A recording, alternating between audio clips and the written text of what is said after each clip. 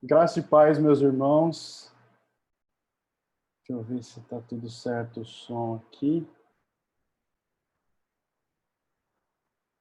Tudo certo o som, imagino que sim. Agora vejo que ainda alguns vão entrar, mas a aula está sendo gravada, então já vamos dar início aqui para não terminarmos também tão tarde. Na unidade 2 desse livro. Primeiro, justifico que o pastor Marcos teve que viajar, então ele que está responsável por essa lição. Hoje eu estou substituindo por causa dessa viagem, mas a partir da semana que vem ele volta a estar responsável por essa lição. Nós temos estudado, então, evidência cristã em defesa do cristianismo, um estudo a respeito de apologética. Semana passada já estudamos sobre a necessidade da evidência cristã, um pouco dessa importância da evidência cristã, alguns conceitos técnicos dessa parte teológica de apologética, algumas questões, algumas reflexões que são importantes, enfim, muitas coisas importantes já temos estudado. E a partir dessa unidade 2, nós vamos ter um estudo muito interessante, que é a respeito da Bíblia, o livro guia do cristianismo, e como que o conhecimento da Bíblia e a defesa da Bíblia, no seu aspecto tanto histórico, mas sobretudo teológico, como esse estudo da Bíblia é um livro que vai nos guiar nesse estudo de apologética, nesse estudo da defesa cristã, da defesa de Cristo. Então, nessa unidade, nós vamos passar por isso. No capítulo 1 aqui, falando de algumas razões para a defesa das Escrituras. Capítulo 2, autoridade bíblica. Capítulo 3, integridade bíblica e algumas provas externas. E, por fim, capítulo 4, profecia, respostas do cristianismo aos críticos da Bíblia. Então, vamos dar início já. Essa aula certamente conseguiremos em cerca de 1 hora terminá-la. Então, já vamos aqui dar início. O capítulo 1, portanto, fala das razões para a defesa das Escrituras Sagradas. E aqui, já no primeiro ponto, sobre convencer os incrédulos, nós temos 2 pontos que nós vamos destacar nesse primeiro capítulo, que são pontos aos quais trazem essa importância da defesa das Escrituras, que envolve tanto convencer os incrédulos, que nós vamos estudar agora, como refutar os céticos em seus falsos ensinos. Então, nós temos aqui um duplo motivo pelo qual nós devemos, através da Bíblia, defender a Bíblia e defender o cristianismo. Defender a palavra de Deus, defender a Cristo. Enfim, tudo isso levado em consideração para tanto convencer os incrédulos, como também, que é muito importante, refutar céticos, refutar pessoas no falso ensino. O primeiro ponto que fala sobre convencer os incrédulos, nós temos que algumas pessoas aceitarão o cristianismo somente se forem convencidas de sua natureza divina, da natureza divina das Sagradas Escrituras. Por isso, o cristão deve aplicar a razão aos argumentos apologéticos a favor da sua fé. Isso, qual que é a importância disso? Muitas pessoas que não estão crendo e que abrem oportunidade, que se abrem ao evangelho, muitas vezes elas só conseguem se convencer aqui trazendo alguns argumentos racionais, conseguem se convencer do cristianismo a partir do momento que elas acreditam que a Bíblia fazendo. Elas acreditam que a Bíblia é a palavra de Deus. Elas acreditam na natureza divina, na inspiração divina da Bíblia e das Sagradas Escrituras. Portanto, nós não podemos deixar de lado ou tratar como menor essa defesa racional com argumentos da fé, porque, embora nós conheçamos e saibamos que a fé é algo que é uma crença, e nós temos fé e muitas vezes não se pode explicar isso, nós temos que saber que muitas pessoas necessitam dessas explicações mais racionais. E por isso, convencer os incrédulos também é muito importante através do estudo da apologética. Cristo ele condena o pecado que altera a razão do homem, obstruindo os ensinamentos bíblicos, mas não condena o estudo analítico da palavra de Deus, nem o uso da razão. Esse é um erro que muitos cometem, de achar, eu vou ficar estudando as razões, até mesmo científicas, como vamos ver hoje, para explicar a Bíblia, para explicar a palavra de Deus, condena esse tipo de estudo. Não, mas a Bíblia em nenhum momento condena esse estudo analítico e explicar isso de uma forma racional para as pessoas.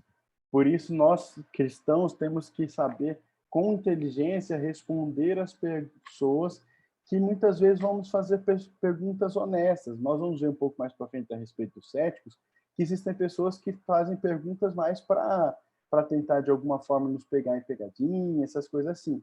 Mas existem pessoas com dúvidas realmente honestas. E essas pessoas, nós devemos dar uma atenção especial para responder racionalmente também a razão da nossa fé. O segundo ponto fala sobre a utilização da apologética para refutar os céticos. Então, nós temos que entender que nós devemos defender nossas crenças diante dos críticos que querem destruir a religião cristã. Nós temos visto, infelizmente, cada dia com mais frequência, pessoas que têm atacado o cristianismo. E nós temos que não somente através da nossa fé, embora para nós, como repetindo, seja o principal, mas também com argumentos racionais defender isso, defender as razões da nossa fé. Esses céticos, eles apresentam fortes e astutas críticas contra a fé cristã e a Bíblia Sagrada, acusando o cristianismo de ser uma religião anti-intelectual. Por isso, nós, através do intelecto, do estudo intelectual de muitos trechos, podemos buscar o conhecimento para defender a palavra de Deus também de forma com argumentos racionais, intelectuais. Não que a fé seja não racional, mas é porque a fé é algo que, como eu disse, não se explica, é algo que vem de Deus para nós e nós cremos, simplesmente cremos. Mas o porquê de nós cremos pode também e até deve ter razões, ter motivos racionais, intelectuais nesse estudo. Por isso, nesse aspecto todo, Deus nos manda defender a fé cristã e a Bíblia, estando preparados intelectual e espiritualmente para responder aos céticos. Se não o fizermos, os críticos argumentarão que não possuímos base racional para defender o cristianismo. Por isso, a importância de nós termos essa base racional. Aqui nós temos, falando um pouco de como essa parte do uso da parte racional, de explicações intelectuais e, enfim, do estudo analítico da Bíblia, como por toda a Bíblia nós vamos ver esse tipo de estudo, esse tipo de argumento sendo utilizado. Aqui menciona os Moisés e os profetas, fala depois a respeito de Jesus, que foi um apologeta muito grande. Ele tinha muita autoridade na sua defesa, e aqui nós vemos até que a raiz grega, por ter uma autoridade, é lógica. Então, Jesus, ele não somente viveu, embora esse seja o principal, mas ele sempre se apegava a explicar às pessoas as razões lógicas pelas quais ele cria em tudo em que cria, ou melhor, as razões lógicas pelas quais as pessoas poderiam crer que ele era filho de Deus. Portanto, por isso ele é um exemplo por excelência da exposição da apologia diante dos fariseus, saduceus, enfim, nós vemos desde a época que ele era criança, ele ensinando no templo para mestres. Então, o estudo, a explicação racional sempre fez parte do ministério de Cristo. E aqui ainda fala sobre a igreja atual e da importância de nós, enquanto igreja atual, nos posicionarmos nesses aspectos de apologia, da apologética. A igreja atual precisa defender com excelência na argumentação as escrituras sagradas das falsas doutrinas e mentiras levantadas contra a Bíblia. E aqui entra tanto falsas doutrinas de meios cristãos que ensinam coisas erradas, antibíblicas, como meios não cristãos que tentam descredibilizar a Bíblia.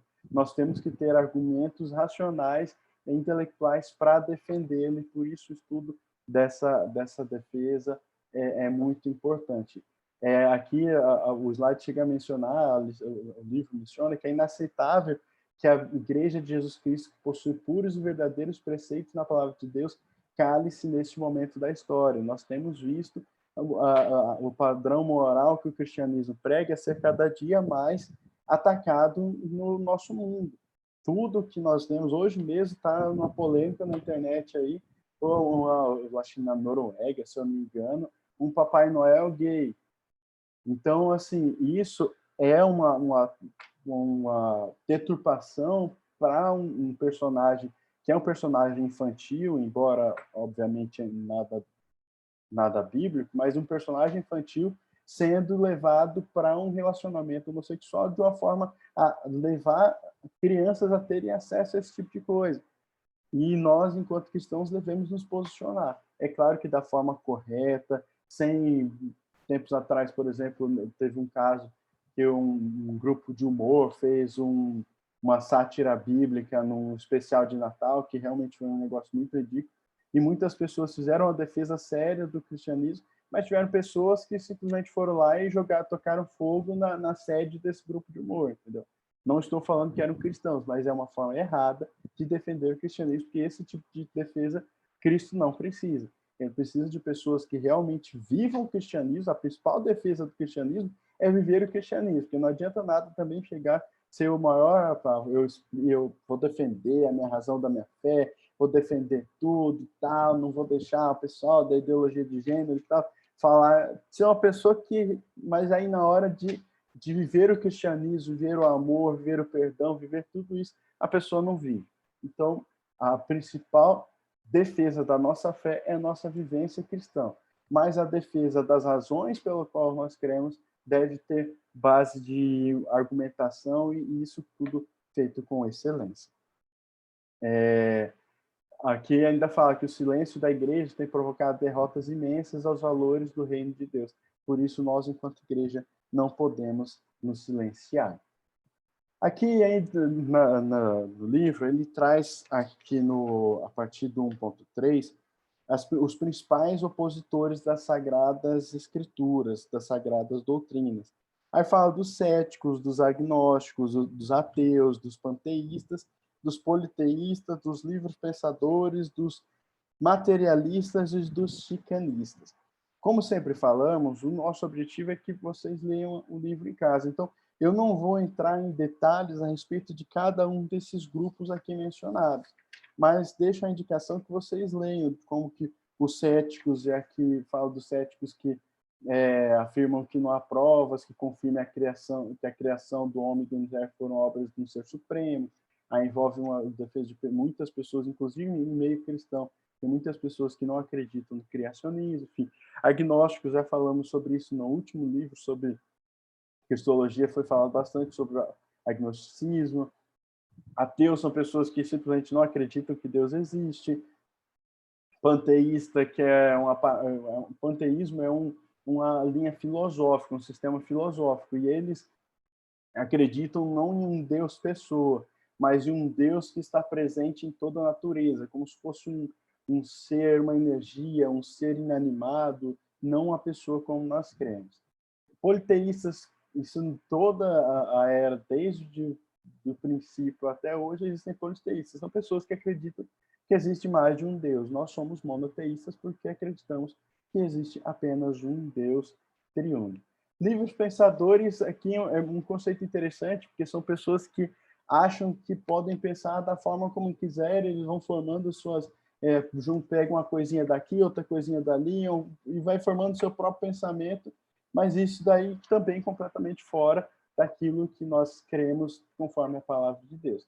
E, por fim, os materialistas, que são pessoas incrédulas também, que acreditam que a existência do homem se finda com a morte. São pessoas que não acreditam na vida eterna e tudo mais, e tem outros aspectos que deixo aqui para que os irmãos leiam depois. Ainda temos os chicanistas, que também podem, depois, mais para frente, os irmãos terem contato com esse material. Aqui vamos, portanto, para o capítulo 2, que fala sobre a autoridade bíblica, algumas provas externas.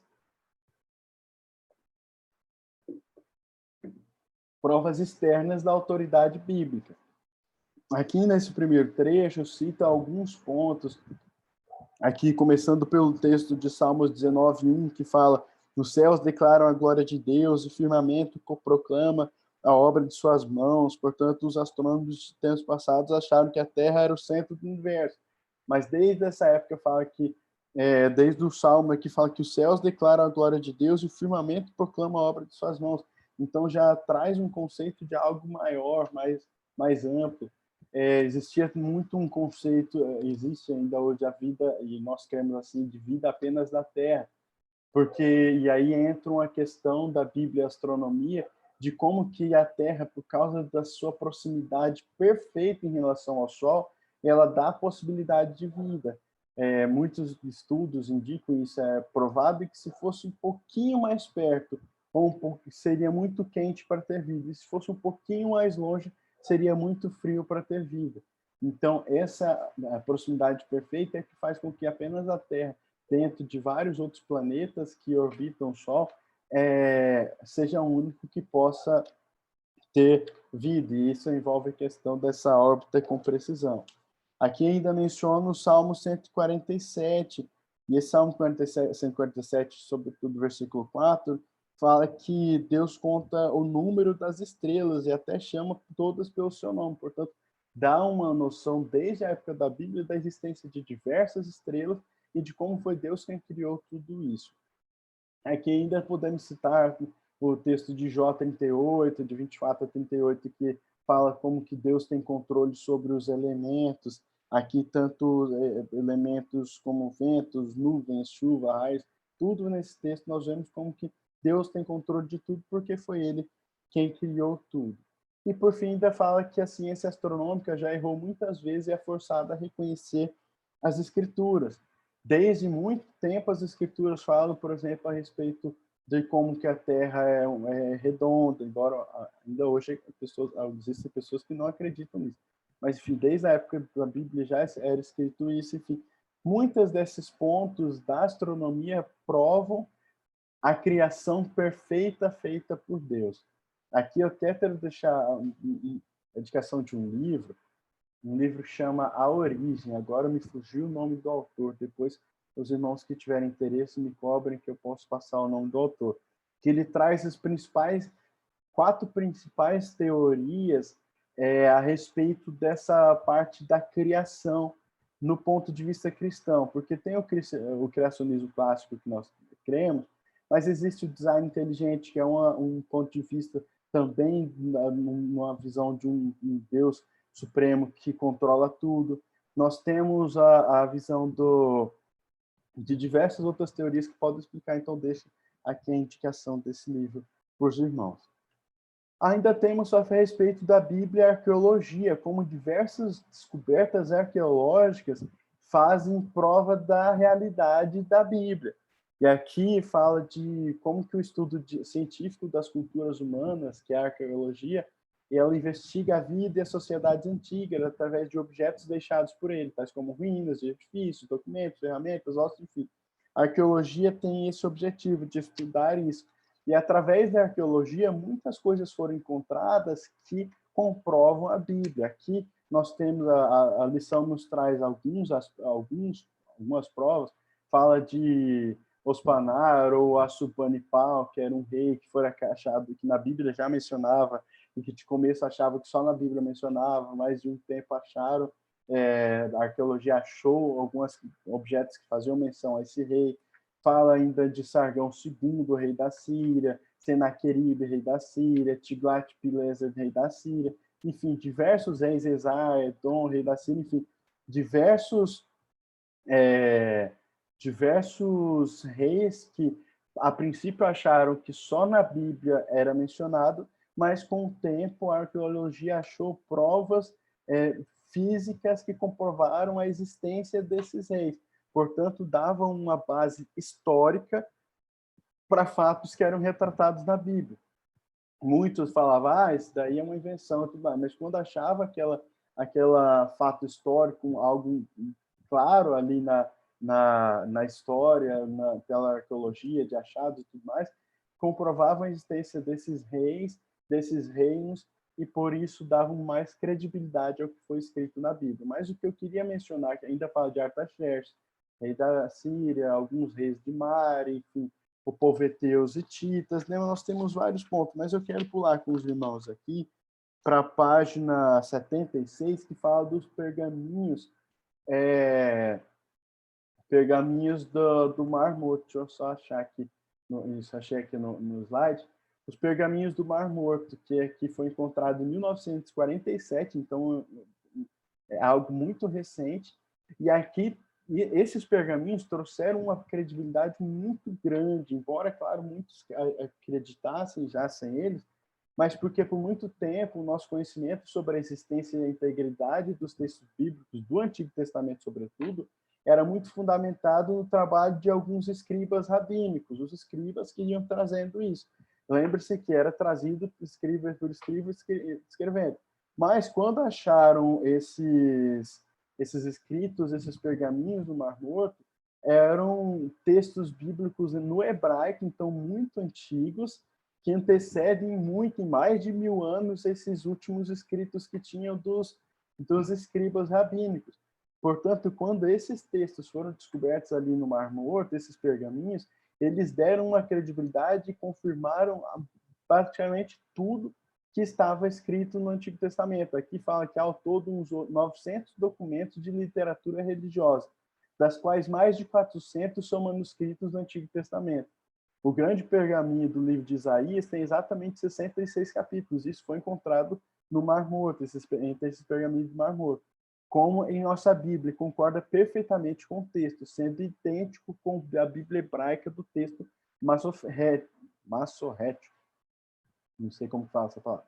Palavra por palavra em mais de 95% do texto. Ou seja, aqui mostra como que muitos dos textos que já haviam sendo trazidos foram encontrados pergaminhos com mais de 1000 anos, mais de 1000 anos anteriores a esses textos que já tinham acesso e confirmavam muito aquilo que ali estava trazido também, descobertas arqueológicas que comprovam a veracidade da Bíblia enquanto palavra de Deus. Aqui ainda menciona que traz uma foto dos pergaminhos do Mar Morto, escrito em hebraico e tudo mais. Nós temos ainda as descobertas dos documentos de Ebla, que era uma cidade de 260 mil habitantes. Esses documentos encontrados datam de aproximadamente 2500 e 1600 antes de Cristo. Então, muito tempo antes de Cristo, e eram escritos num idioma desconhecido, mas que, relacionado a outros dialetos semíticos antigos, foi possível realizar uma tradução. E descobriram nessa cidade muitas coisas que confirmavam também histórias da palavra de Deus muito bem descritas ali. Ainda menciona a pedra moabita, enfim, deixo como indicação de leitura para os irmãos todos essas descobertas arqueológicas que trouxeram uma maior credibilidade racional, se assim podemos dizer, ao que nós cremos na palavra de Deus. E aqui ainda fala de outras descobertas que também confirmam a história bíblica e depois os irmãos podem ver. O capítulo 3, portanto, vem falando sobre a integridade bíblica e algumas provas internas. Nós estávamos vendo provas externas, que envolvem astronomia, arqueologia, agora algumas provas internas a respeito da integridade bíblica. Aqui começa esse capítulo falando de algumas doutrinas, que é a doutrina de Deus, a doutrina do homem, a doutrina da salvação e a doutrina do pecado.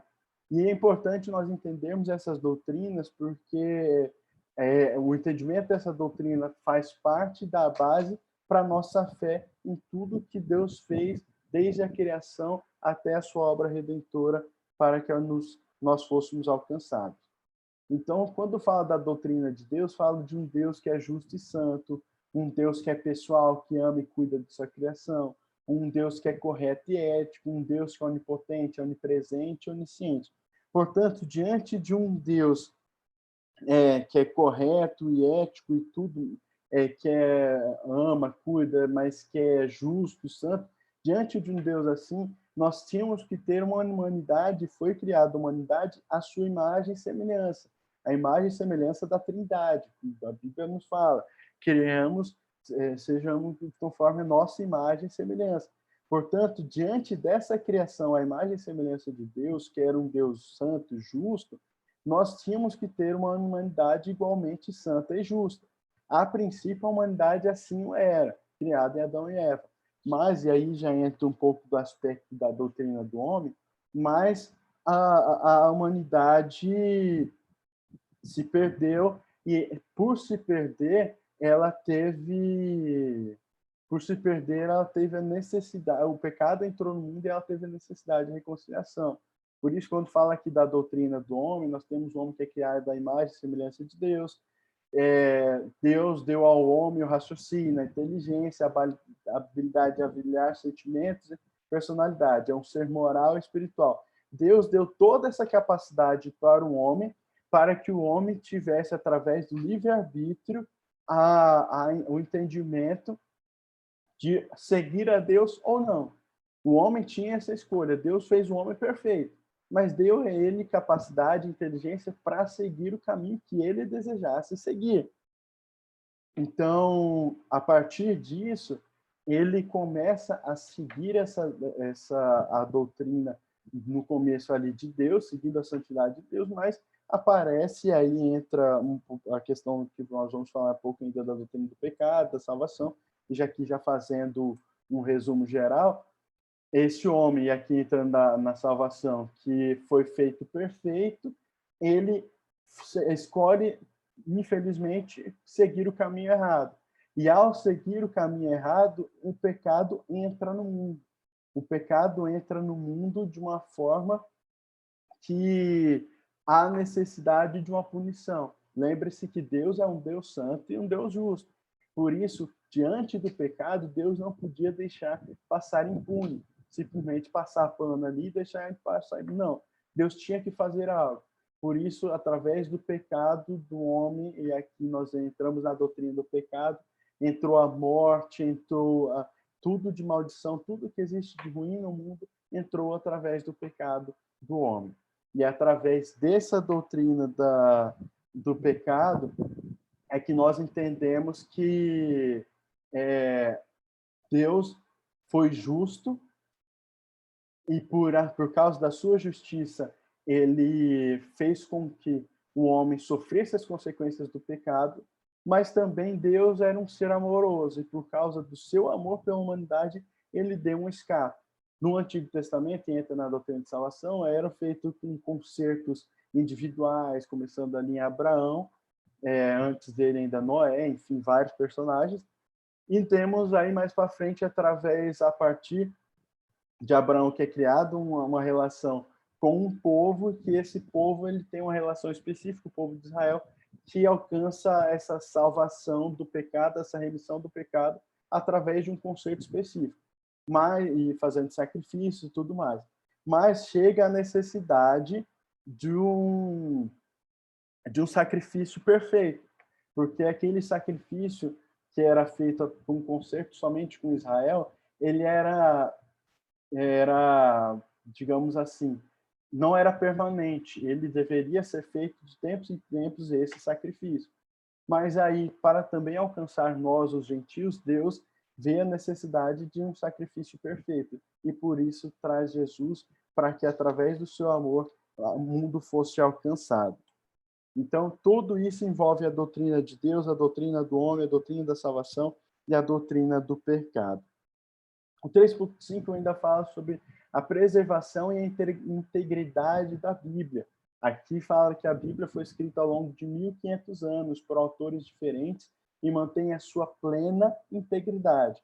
Então, nós temos essa parte que é muito interessante dessa preservação da integridade, é como que houve um distanciamento muito grande entre os vários escritores da Bíblia, mas mesmo assim eles têm uma linha a seguir. E toda essa linha, desde o começo até o fim, apontam para Cristo e para o plano de salvação de Deus. Aqui fala que há mais de 5.686 conhecidos manuscritos no grego do Novo Testamento, e mais de 10.000 da Vulgata Latina, a primeira tradução feita para o latim. Além de mais de 9.300 versões mais antigas, e, enfim, mais de 25.000 manuscritos inteiros e cópias na porção do Testamento. Enfim, nós temos muitas cópias, muitas cópias feitas e que trazem uma maior credibilidade, porque um texto, conforme ele é mais escrito e ele mantém a mesma linha, ele alcança uma maior credibilidade. Portanto, continuando aqui. Nós temos ainda milagres na Bíblia. E esses milagres relatados na Bíblia também são provas internas a respeito da integridade do texto, de tudo que o texto traz. A Bíblia relata inúmeros milagres de Jesus, mas também de apóstolos e tudo mais, sobre a natureza, as enfermidades, a morte, o seu poder sobre Satanás e seus espíritos malignos. Milagre é um efeito na natureza que não pode ser atribuído a qualquer dos poderes ou operação reconhecido na natureza. Então, qual que é a ideia do milagre? O milagre é Deus criou uma natureza para seguir o seu curso de uma forma natural. O milagre é algo sobrenatural. Por que é sobrenatural? Porque ele é feito fora do contexto de andamento normal da natureza. Então, digamos assim, o milagre, para citar um mais extremo aqui, o milagre da ressurreição dos mortos, da ressurreição como foi feito em Lázaro e próprio Jesus que ressuscitou, a morte é algo natural. Através, obviamente, entrou no mundo pelo pecado, mas a morte é algo natural. Vai acontecer, se Jesus não voltar antes, com todos nós. A reversão da morte é antinatural, porque não é o andamento normal da natureza. Essa reversão da morte, portanto, é sobrenatural, assim caracterizando o milagre, assim como diversos outros milagres que nós temos. Aqui traz a questão da veracidade dos milagres. Aqui, a veracidade dos milagres, eles envolvem muito a questão da quantidade de testemunhas que presenciaram. Lembro que os evangelhos, muitos deles, principalmente os sinóticos, que são os 3 primeiros, eles relatam muitos milagres iguais, do mesmo contexto histórico, que foram escritos por pessoas diferentes, em tempos diferentes, em épocas diferentes. Portanto, eram histórias que muitas pessoas viram, presenciaram e foram passando um para o outro. Portanto, conforme nós vemos, quanto mais relatado esse milagre, mais nós temos a credibilidade a respeito disso. O maior deles que nós podemos mencionar é a ressurreição de Cristo. Nós temos relatos na Bíblia, historicamente, inclusive, dizendo, alguns tentam até falar, é mentira, Jesus não estava morto, ele só estava desmaiado e colocaram ele lá para fazer de besta. Não, os discípulos entraram lá, inclusive foi o argumento que usaram na época para convencer os outros, que os discípulos arrombaram o túmulo de Jesus e tiraram ele, esconderam, para parecer que ele tinha ressuscitado. Mas nós temos mais de 500 testemunhas que viram Jesus ressurreto. Fora os apóstolos, fora a Maria que foi vê-lo, e as mulheres que viram primeiro. Enfim, mais de 500 pessoas viram Jesus ressurreto. Esse nível de testemunha, essa quantidade de testemunha, comprovam de duas uma. Ou que Jesus não morreu, ou que Jesus ressuscitou. Como nós temos relatos históricos da crucificação de Jesus, e é óbvio que ele morreu, portanto, através desse entendimento, nós temos que Jesus ressuscitou. E essas testemunhas também servem como um relato interno de como a Bíblia se prova. Aqui já partimos, portanto, para o capítulo 4, e como eu imaginei,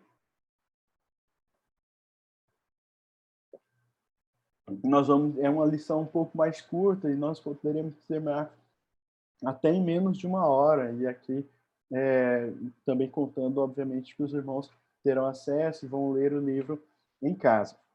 O capítulo 4 fala de profecia, respostas do cristianismo aos críticos da Bíblia. E quando fala aqui a respeito de profecias, nós temos que os cristãos acreditam que somente Deus pode ver o futuro e muitas vezes é o desejo de Deus revelar fatos futuros ao homem. Qual que é o nosso conceito, portanto, de profecias? É uma revelação dada por Deus a alguém de fatos futuros. E esses fatos futuros, eles podem fazer menção. Aqui antes só mencionaram o termo grego profetes para profecia, que é pro antes e falar, proclamar, ou seja, proclamar um fato antes que ele aconteça. No hebraico é roé, que é predizer, e na um nome aqui que quer dizer declarar. Esse também é predizer ou declarar antes. As profecias, e aqui entramos nas profecias do Antigo Testamento, elas se dividem em 3 grupos. que é concernente ao destino nacional e interno de Israel. Nós vemos muitas profecias em Ezequiel, em Isaías, em diversos desses profetas, Daniel, que declaravam profecias do destino nacional e interno de Israel. Mas muitas dessas profecias, e aqui nós temos que, ou muitas pessoas falam de Isaías, por exemplo, está quase como um evangelho no Antigo Testamento, a quantidade de profecias messiânicas, que é o segundo aspecto que nós temos. As profecias messiânicas nós encontramos desde o princípio, quando Deus declara a serpente que viria um que pisaria a cabeça da serpente. Então, desde o princípio, nós vemos já profecias messiânicas. Isso por todo o Antigo Testamento, nós temos profecias que me levavam a Cristo, em diversos dos profetas falavam de Cristo. E ainda profecias escatológicas. Não sei quantos dos irmãos tiveram possibilidade de acompanhar no último trimestre que nós fizemos um estudo de escatologia na igreja, e muitas dessas da parte escatológica está declarada em livros como Ezequiel também, a profecia das 70 semanas de Daniel. Nós temos ainda textos em Isaías, nós temos textos até mesmo em Jeremias, mas principalmente Ezequiel e Daniel trazem muitas profecias escatológicas, que trazem de fatos que ainda vão se cumprir. E a respeito dessas profecias, nós temos aqui o 4.2 da profecia como evidência, que fala que a profecia como evidência da verdade e integridade do cristianismo ortodoxo é importante pelas seguintes razões. Apela ao raciocínio das pessoas não regeneradas, a Bíblia descansa a sua alegação de veracidade e autoridade sobre a profecia cumprida. Qual que é a importância, portanto, do estudo e do entendimento sobre as profecias, principalmente as já cumpridas? É que isso atesta muito a veracidade da inspiração divina da palavra de Deus. Nós temos muitas profecias que foram cumpridas literalmente, aí muitas delas ainda vão se cumprir, mas muitas profecias faladas muito tempo atrás, cumpridas literalmente na palavra de Deus, cumpridas literalmente na história. Então, se vocês vão ver as profecias, por exemplo, quando Deus revela a Daniel sobre os reinos, aquele grande gigante que Deus revela a interpretação de um sonho e tudo mais. Deus revela para Daniel todos os reinos que viriam a partir dali, e se cumpriu integralmente. Por isso, o cumprimento integral das profecias do Antigo Testamento, muitas delas já cumpridas, atestam muito da veracidade, da autoridade da palavra de Deus, das profecias ali expostas. Aqui nós temos 3 classificações para as profecias, aqui trazendo ainda no 4.2, que são profecias já cumpridas. Aqui cita alguns exemplos, como o exílio, que é de Israel, as profecias messiânicas, em Isaías, Miqueias, Oséias, enfim, todas as profecias messiânicas também já cumpridas em Cristo. Nós temos profecias no processo de cumprimento, que é a restauração do Israel moderno. Nós temos profecias que já se cumpriram, como agora me fugiu o texto, mas aqui os irmãos podem ver que fala de profecias no processo de cumprimento, menciona alguns textos aqui, que falam, por exemplo, que algo se cumpriu quando Israel foi refeita ali depois da Segunda Guerra Mundial. É uma profecia que se cumpriu. E diversas outras profecias mais antigas e mais novas que estão se cumprindo aos poucos nessa restauração de Israel. E a profecia final, que também envolve uma profecia escatológica, envolve uma restauração de Israel ali depois, durante a grande tribulação, enfim, vários pontos que não cabe aqui nós entrarmos. E profecias ainda não cumpridas.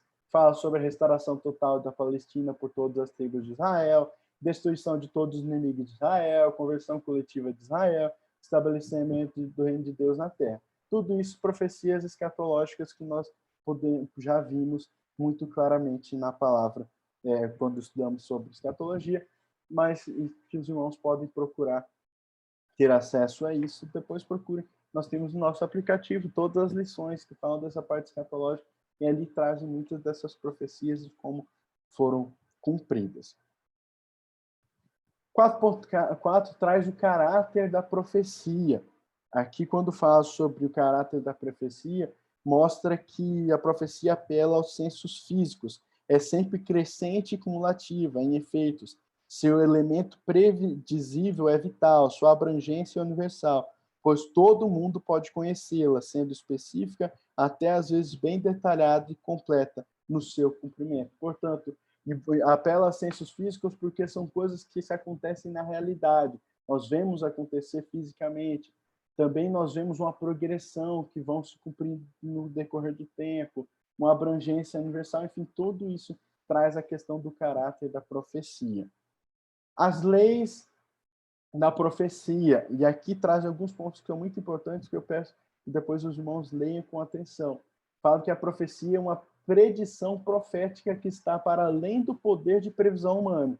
Portanto, o primeiro ponto que nós temos que entender da profecia, e aí até envolve, nós temos cuidado com as profetadas que existem, embora, graças ao bom Deus, na nossa igreja nós não tenhamos isso, mas em muitos contextos cristãos nós temos essas profetadas. Que a pessoa fala ali de um negócio aleatório, enfim, seja o que Deus quiser. Aqui não, nós temos que saber que é algo que não vem de poder humano, é algo que vem do poder de Deus. Nós também temos que ter ciência, aí envolve uma questão mais profunda que não cabe aqui nós entrarmos, que existem profecias, predições, que também acontecem pelo poder do diabo. Nós vemos muitos desses adivinhadores, desde a época de Cristo, enfim, que através do poder do diabo têm acesso a algumas coisas muito estranhas. Então, o principal ponto que nós queremos é da palavra de Deus, são profecias vindas de Deus, e que nunca vem do potencial humano, porque o humano em si, o homem, não tem essa capacidade. Só não se Deus o der para ele, ou se ele fizer parte ali com o capeta e tiver esse acesso. A profecia também deve ser suficiente em detalhes que exclui qualquer conjectura ou adivinhação. Então, aí já entram tanto nas profecias que nós temos no Antigo Testamento, que eram ricas em detalhes, mas também trazendo para o nosso contexto atual, de não acreditar em qualquer profecia meio vasta assim, tá? Chegar na igreja e falar, ó, eu vejo que tem alguém aqui com problema na família. Num público de 300 pessoas, você vai achar mais de 50, ou melhor, 200, 300, quase todo mundo com problema na família. Você joga um negócio desse, todo mundo toma como para si. Aí a pessoa começa a funilar. Isso é tática de profecia e é tática de cartomante, tática desse povo. Começa a funilar. Ah, eu vejo mais, é com o pai. Aí já diminui um pouco mais a quantidade de pessoas. Ah, é por causa de violência. Aí afunila um pouco mais. Até que você consegue ir fazendo coisas gerais até chegar numa pessoa específica ou num grupo de pessoas. Isso acontece muito em alguns meios que se dizem cristãos, a gente tem que tomar cuidado com isso. E a terceira lei que aqui menciona das profecias é o espaço de tempo entre a predição e o cumprimento. Tem que ter um espaço de tempo razoável entre a predição e o cumprimento. Tem que ser algo suficiente, não vai ser um negócio que fala assim, ó, eu prevejo que no final do culto você vai para casa. Isso, além de ser uma questão óbvia, tem um espaço de tempo muito curto. Se é um negócio assim que Deus dá, é um cumprimento que vai ser no tempo de Deus, mas num tempo razoável que as coisas vão se cumprir. A Bíblia tem muitas profecias que aconteceram em tempos literais. A profecia das 70 semanas de Daniel, por exemplo, é uma profecia que as primeiras 69 semanas, agora não vou lembrar a quantidade de anos que isso dá, aconteceram de forma literal e sequencial. Isso é provado literalmente. Então, nós temos que entender isso, esse período de tempo que também é razoável, que é muito interessante nós entendermos. Cumprimento das profecias do Antigo Testamento. E aqui nós já teríamos ainda alguns minutos para trabalhar, mas eu não quero entrar com os irmãos aqui nessas mais aprofundadamente nisso, porque são muitos aspectos. Aqui traz a questão de Tiro, Sidom, profecias a respeito do Egito, Babilônia, tudo isso profecias do Antigo Testamento que já se cumpriram. Isso depois os irmãos leiam em casa. Nós temos ainda profecias messiânicas. É muito interessante você ter, nós temos esse material, que traz aqui todo esse quadro muito detalhado. No slide é um pouco menor, mas no livro é um quadro um tanto quanto maior de todas as profecias que foram feitas, quando elas foram feitas, e no Novo Testamento o cumprimento delas. Então poderemos mencionar vários aqui: de um Jesus humilde, vendido por 30 moedas, foi previsto, um Deus desfigurado porque tanto apanhou, foi previsto. Enfim, temos vários aqui: humilde, vendido, vários pontos que foram profetizados no Antigo Testamento, e nós temos claramente, pelo registro dos evangelhos, o cumprimento dessas profecias. Depois, se os irmãos tiverem tempo, é muito interessante fazer esse estudo, vão lendo uma por uma dessas profecias aqui nesse quadro. Lê no Antigo Testamento, vai lá, compara o Novo Testamento, para você ver como que a Bíblia ela é perfeita no seu cumprimento profético. Então, a nossa unidade 2, como eu disse no começo, seria uma unidade mais curta de nós trabalharmos. É isso. Qualquer dúvidas que tiverem, estou à disposição, assim como o pastor Marcos está à disposição. Espero que cada um dos irmãos tenha gostado do nosso estudo e, sobretudo, se apeguem a essa necessidade de nós sermos defensores da fé que nós cremos. Defensores racionais e através do amor, obviamente. Você não vai sair batendo boca com ninguém, não vai sair brigando com ninguém, mas saber defender a razão da sua fé, tanto para combater céticos, mas aqui eu digo até que, sobretudo, para convencer pessoas a respeito de Cristo, é muito importante você ter base bíblica, base histórica, base teológica, base em todos os aspectos da ciência para poder defender. Mais uma vez, deixo aqui a indicação do livro que eu mencionei para os irmãos, que é sobre essas teorias científicas que comprovam esse ponto. Eu vou até aqui, para finalizar a aula, vou achar rapidamente aqui para os irmãos esse livro, que aí já fica a indicação para os irmãos que depois quiserem achar. Está compartilhando a tela aí com os irmãos, né? Eu vou achar rapidamente aqui na Amazon, para já mostrar certinho para os irmãos. Livro A Origem. Porque eu não estou com ele agora aqui na minha mão. Eu tenho ele só em formato digital.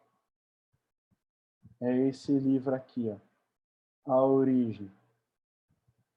4 visões cristãs sobre criação, evolução e design inteligente. Para os irmãos que tiverem curiosidade de um conhecimento sobre questões mais científicas, é uma indicação, um livro muito interessante.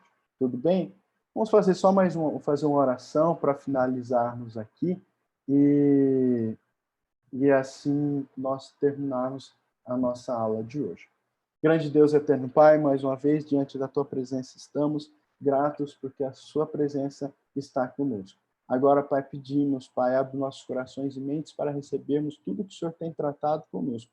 E, sobretudo, Pai, pelo Teu Espírito Santo, sempre nos deixe prontos a responder à razão da nossa fé, com inteligência, com amor, com calma, para que aqueles que têm dúvidas, Pai, possam chegar ao conhecimento da Tua palavra e serem impactados pela Sua palavra. Assim pedimos, Pai, e agradecemos em nome de Jesus.